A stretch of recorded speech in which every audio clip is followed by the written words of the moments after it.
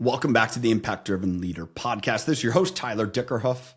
Man, excited to be here with you. I always enjoy these opportunities to, one, have an episode just myself.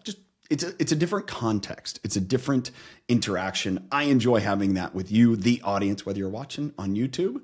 Thank you to the subscribers and everyone that leaves comments, feedback there as well. If you're listening in wherever you listen to podcasts, Spotify, iTunes, I think those are probably predominantly the biggest, but you have Audible, the Amazon, you have Google Play, you have all those other places. Thank you for tuning in. Thank you for being a subscriber. As always, I appreciate when you share these episodes. You share the feedback either with me or with others. So grateful the last couple of weeks I've had opportunities to have conversations with listeners and getting their feedback and hearing their feedback, the lessons they've learned. I really hope I have the opportunity to do the same. As always, if you reach out, either tyler@dickerhoof.com or you hit me up, DM on social media, Instagram, LinkedIn. Would love to engage with you and get your feedback. What lessons do you learn today? What new thoughts and ideas come from this? Last thing, if you're not a subscriber, man, I would love for you to subscribe here or the YouTube channel. There's a lot of other content through the week that gets led up to this episode.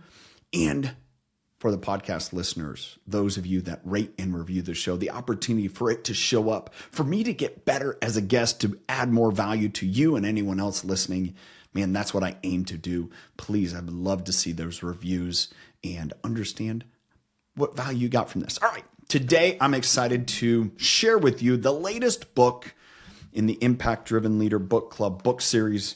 This gem right here, it's one of my all-time favorites. The last couple books have been what I would term the top 5 leadership books. And no different for this book, Leaders Eat Last by Simon Sinek, than the last book, Atomic Habits by James Clear. I was tremendously rewarded by reading it again.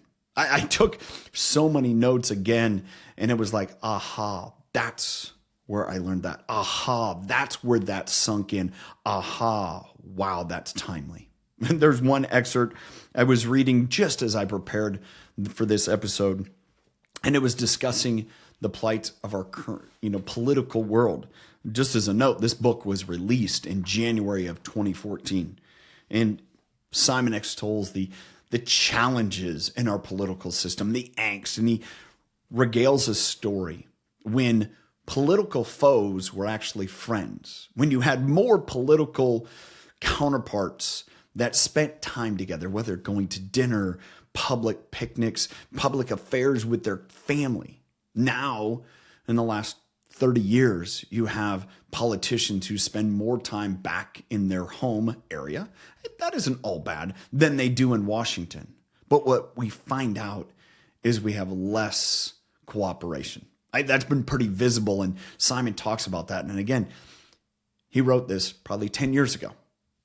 I mean, this is a book that we all need to read again for the first time. Here are some of the key takeaways that Simon shares via his website. I'm going to hit on those, but then I'm going to go a complete different direction.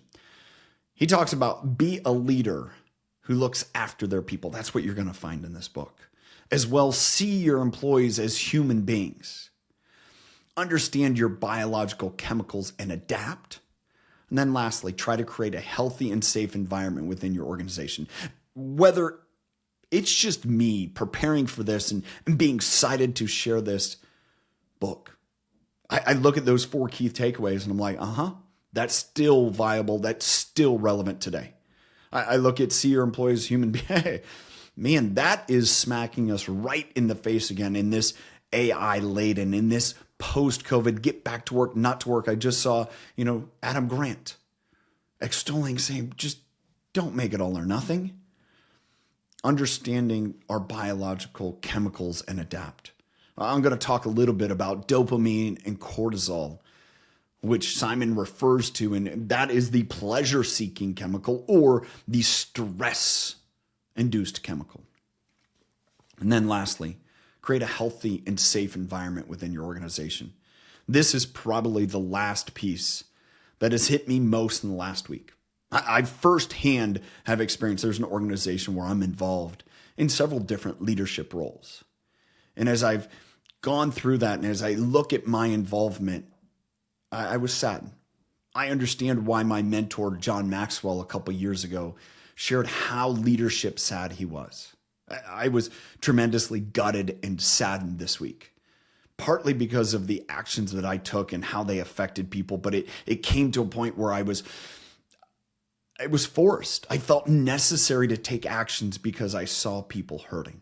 I saw something being created in a cultural dynamic that was against every single thing that I believe and have learned from books like this. And yet I was saddened because, did I act too late? There's going to be a toll. There's going to be ripple effects of me not acting soon enough. And yet I'm not the ultimate leader, but I'm also serving others. And I look at why I was so slow to engage and act and say. And I know in leadership, it's not easy. It's sometimes very hard to have conversations, to give feedback to people that are very unwilling to hear it, that present themselves in a way that they're beyond it. They make themselves so sealed off that it's hard to engage and interact and be a team member with them. I see that going on in my life. And I know those of you listening in might be going through that as well. It's not something new or different. And again, I'm saddened again by what's gone on, but I'm also thankful.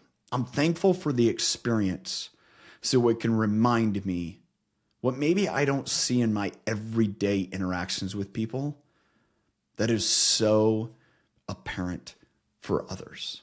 To be in a situation that's not a safe environment, to be in an organization that is focused on the absolute profit and not the development, safety, and enhancement of skills and strengths of those who work in their organization. Those are the topics that I'm going to discuss a little bit from this book that Simon shares. Simon, in chapters 17 through 20, 17, 18, 19, 20, 21, 17 through 21. Hey, I'm not in kindergarten anymore, but sometimes you have to count with your fingers. He goes through the 5 leadership lessons. Well, I'd love to discuss these 5 leadership lessons that Simon wrote about in 2013, published in 2014, but applied here in 2023. The first topic that he brings about is so goes the culture, so goes the company. Well, one of the first points that I really believe and he shared here that I took note on. If we shortchange or take culture for granted, the company will follow. So often we look at where we're at in our world now, and there's so much to do. There's either this tremendous demand for our product. We've seen that in supply and demand situations the last couple of years, that we're just trying to stay on top of the customer demand. Or you're in organizations where demand has waned. Maybe margins are tight now. And you have leaders that are trying to figure out, how do we stay afloat?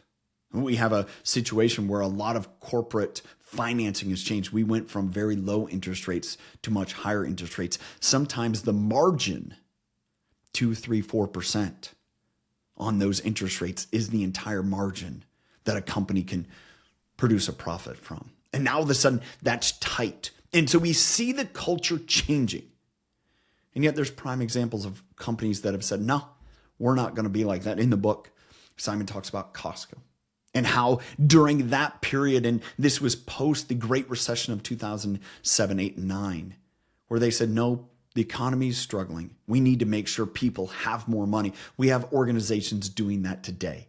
They know that inflation is higher. They know the cost of living is higher for so many employees and their executives that they're putting money there, not to give bonuses to just simple daily activities, but saying we need to take care of the people that are actually doing the work. See, in a weak culture, if we veer away from doing the right in favor of doing things that are right for me, that's when everything crumbles. See, it's the character of the leaders. It's the character of the person who treats those who can do nothing for him with grace and dignity. We see that in our society now, and that is a cultural element. That's a character-driving circumstance. If I can do nothing for you, but you still treat me with kindness and respect and grace, whatever your company is, I'm going to think better of it. And that's where we're at today. That's where we see organizations striving.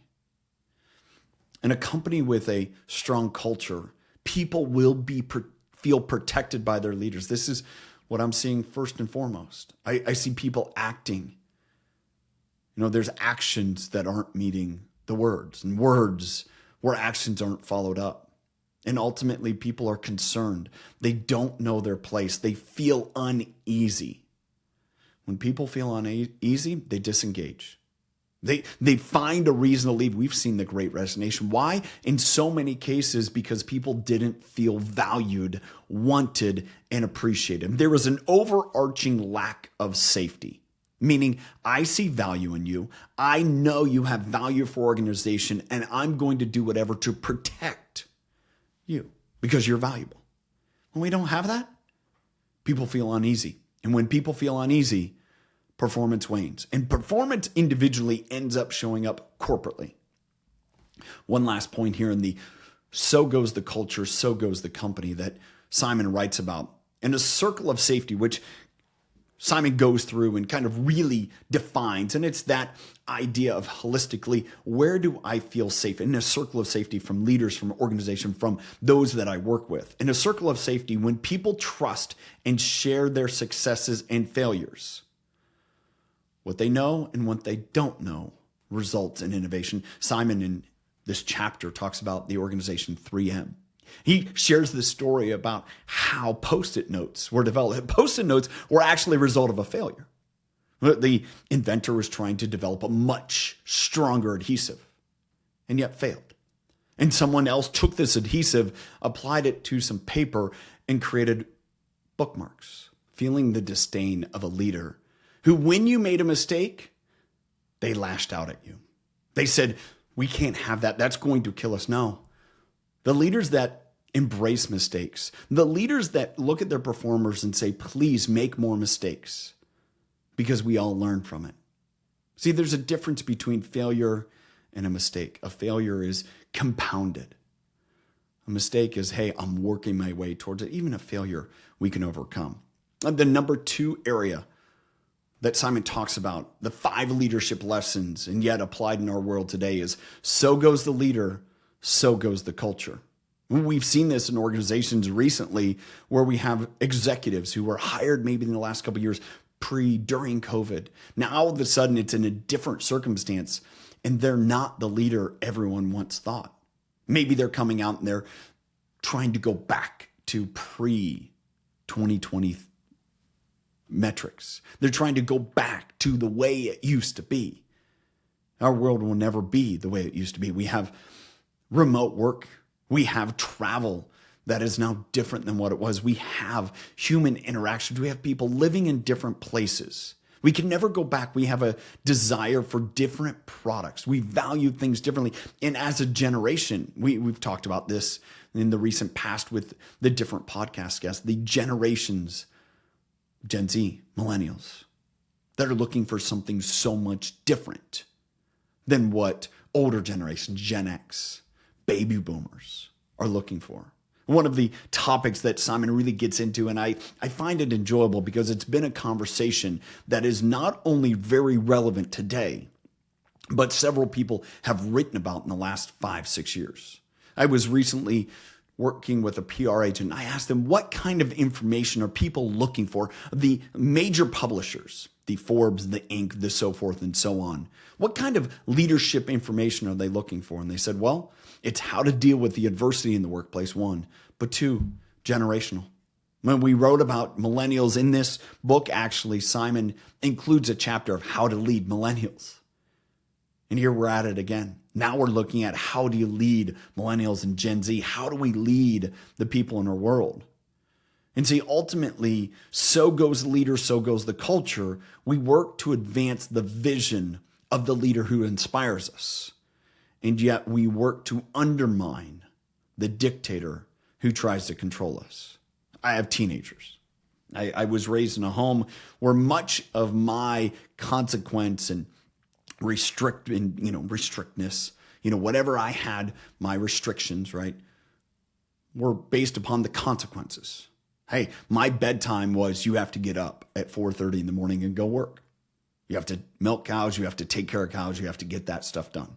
Right? The same, like if I wanted to be out all day, partying with friends on a boat, whatever, I still had to do my chores.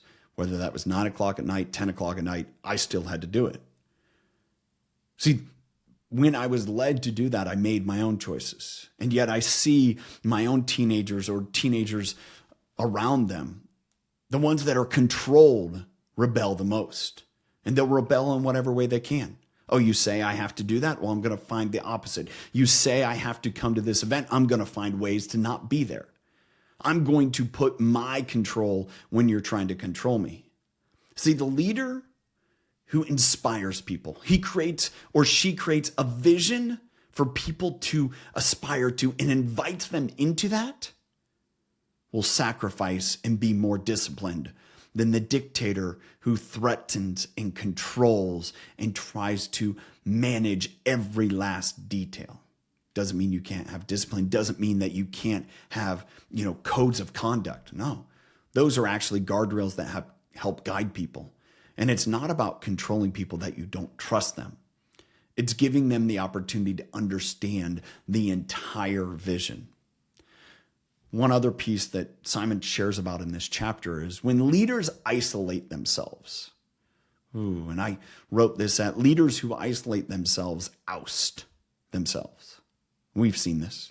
Leaders that all of a sudden, they put themselves in the office, in the corner office. They have different avenues by way they interact with people. They have their own private jet. They have their own private car. They're too good now. Maybe it's a time thing. I get it. There can be a lot of time requirement for leaders. But the leaders who isolate themselves fall right back into that position of the dictator who tries to control. The ones that isolate themselves really are the ones that try to control the most, because the only way for them to understand what's going on is when they have such control. Because a leader who inspires is willing to meander down the creek with everyone they're with and understand, there's a dam ahead we need to divert. There's an obstacle in front of us we need to move. Instead of having such rigid guidelines for people to focus on. The problem lies in the quality of the relationships within the organization. If the leader chooses to isolate themselves, then they're not connecting with the people around them. They're not choosing to engage with them, to see them as value. They're setting themselves apart. Whenever we set ourselves apart, we lose a touch of what really matters, what people are really dealing with. There's a word in the book that I see many times that Simon uses. I'm going to talk about it in a minute too, but it's empathy. And I realize that one of my great solutions that I try to offer people is overcoming insecurity with empathy. And I see from this book of where so much of that was identified to me. The leader who tries to control out of fear is doing so because of their insecurity, that their vision either isn't enough or that their process to accomplish the vision is flawed. Because if not, they would understand it's about that encouragement, that connection, that empathy to understand who is there and what.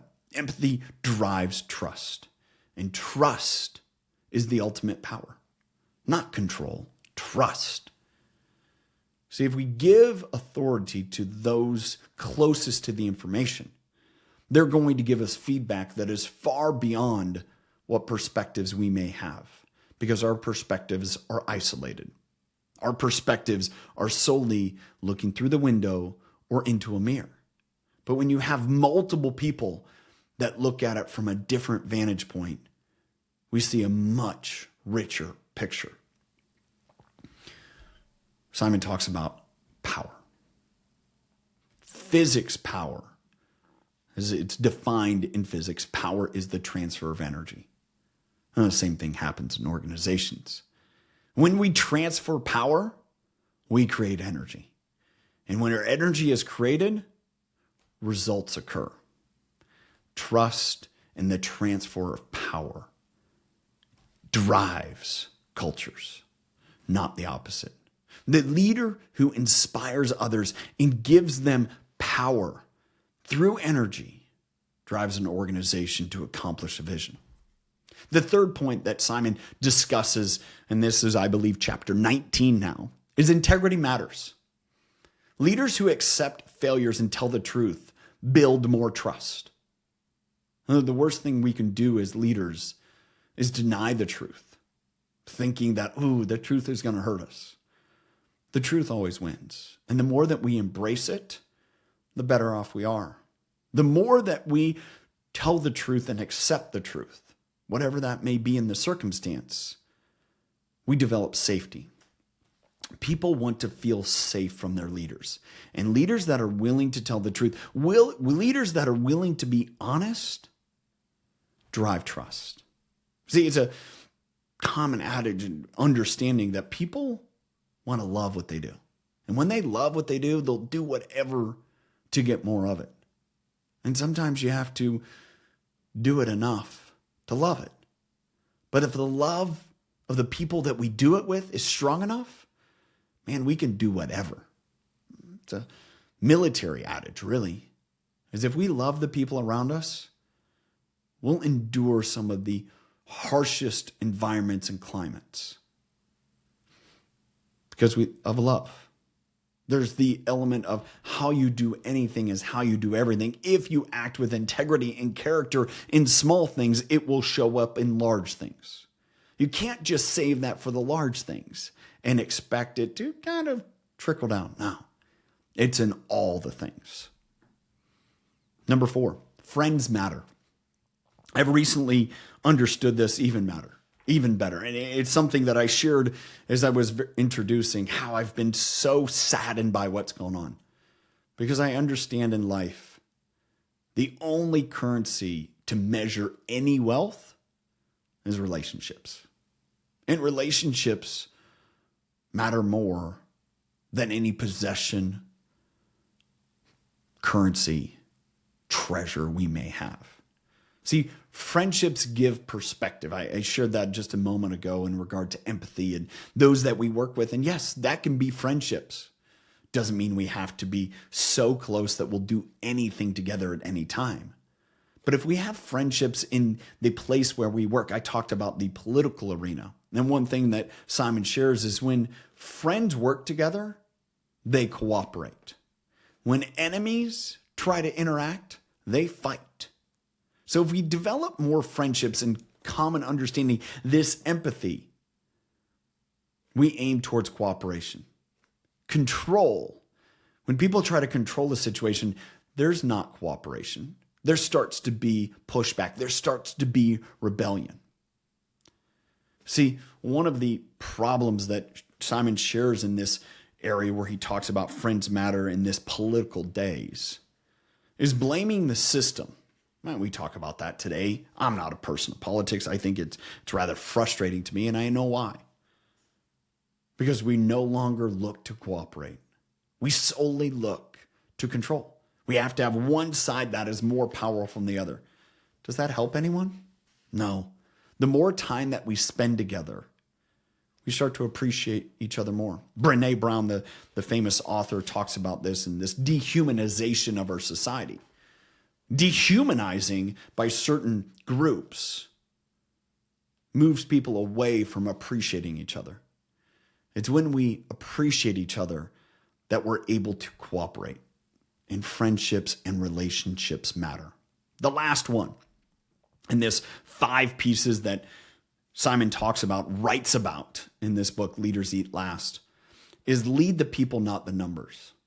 We've seen this in so many organizations. I recently just talked to a gentleman, a podcast that's going to be releasing in a couple weeks, John Vergaro. And we talk about this in his organization, where he has gone out of his way at adapting social. Let me make sure I got that right. Adapting social in order to make sure people feel and understand that they're people, not numbers.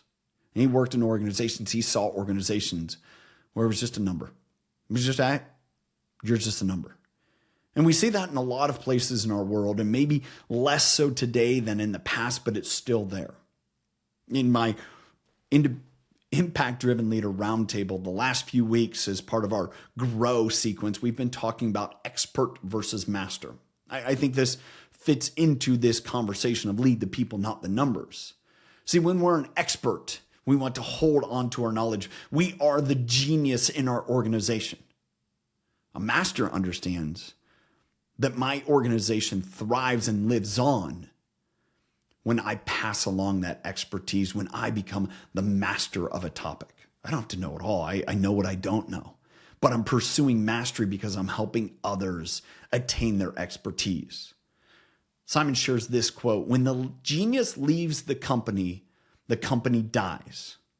A humble leader, rather, distributes power across the organization, and the company becomes less dependent on the one. That's moving from expertise to mastery. If we're focused on expertise, people will look at us with oohs and ahs. When we try to attain mastery in an area or subject within an organization, we move to that vaunted Jim Collins level 5 leader, where it becomes more about others, not ourselves. We try to say, how can we make the organization better by passing along our expertise, by bringing others into the situation so they can have a broader perspective and enhance what we see and know. It's the difference between being a directive versus an empowering leader. An empowering leader stands alongside the people they lead and helps them through the process. That may be close, that may be far. They're not trying to direct their every move with almost like a joystick controller in a video game. And understanding there's some things that'll go great, there's some things that won't. An empowering leader accepts those and knows that that's when an organization gets better, either for themselves or for others. I mentioned earlier some of the chemicals that Simon talks about, dopamine and cortisol. There's a piece here where he suggests and really kind of helps us understand that unbalanced levels of dopamine, meaning looking for that dopamine hit, that next sale, that next conquest, that next achievement. When that drives behavior, it's done at the extent of others usually. And we have too much cortisol in our body flowing, we start to respond in protective measures. See, unbalanced levels of dopamine driving behavior and too much cortisol flowing, now empathy becomes limited. And self-interest becomes a self-dominant motivation. When we have too much dopamine, that next hit, that next sales, that next bonus, that next whatever, and we have too much cortisol where we try to drive the intensity and the stress of the situation to get a result, the system's going to break. We've seen people burn out, right? That's nothing new. We've talked about that. I've had Carrie Newhoff. When we talked about at your best, we discussed that. And see, when we have organizations that focus on the numbers instead of the people, that's what we find. It's just next man up. Okay, there's a piece and part to that. But it's also when that becomes the business model long-term, the culture and the business are sacrificed. See, the personality and values of the person at the top of the organization drive the culture. It's a leadership lesson. We've seen this time and again. And when the person at the top is so fixated on that dopamine hit and or living in a world of stress, then that's the culture they're going to create. And I can attest, and this is what I was referring to earlier, seeing it firsthand. You're going to have some people that are fine by it, but you're going to lose a lot of people. I've made this comment. I've seen it again, and it's a place to insert it as well. When you have a sink or swim culture, too many people drown. And when as a leader, you're trying to throw life preservers instead of teaching people to swim, people are going to be lost. Teach people to swim. Be a swim coach. Understand that empathy and going with people and loving them is what drives an organization. See, employees will never love a company until the company loves its people first. People matter. If you focus on the people and help guide them, you'll get whatever result you're looking for. It can't be one or the other. It can't be at the expense of others. I'm excited to share this book. Again, I got so much value personally out of reading it again and going through it and thinking about these circumstances I'm either guiding people through or living myself. I'm excited to extend the offer to you, the listener here, the viewer, to join the Impact Driven Leader Book Club. It's a free book club. I run it on either Facebook or Mighty Networks. And there's people that have both. It's a parallel. Join the community. You can do so by emailing me, tyler@tylerdickerhoof.com. I would love to invite you to be a part of that community and learn more about the Impact Driven Leader community. Thanks for listening today. My encouragement is that whether you're part of the book club or not, you can take these lessons and you can apply it to your world. You can be better for it and understand too. These lessons were documented 10 years ago. We're still trying to rectify and change, maybe even reset back to where we were in so many of our organizations. It makes me leadership sad for what I'm experiencing, but it also gives me great perspective into so many other organizations that are rife with rife with stress in dopamine-induced behaviors. It doesn't work. I've seen it firsthand. And unfortunately, the carnage may be too much. But I also know, and I encourage you listening in, it's never too late. Because if you're willing to stand up and say, I did not sign up for this, this is not right, it may be the catalyst to change it for someone. And as the story goes, the great story about the young boy who was walking along the beach. He was walking along the beach one day, and he saw these starfish that had been left on the beach when the surf went out. And he was torn by it. He's like, oh, all these starfish.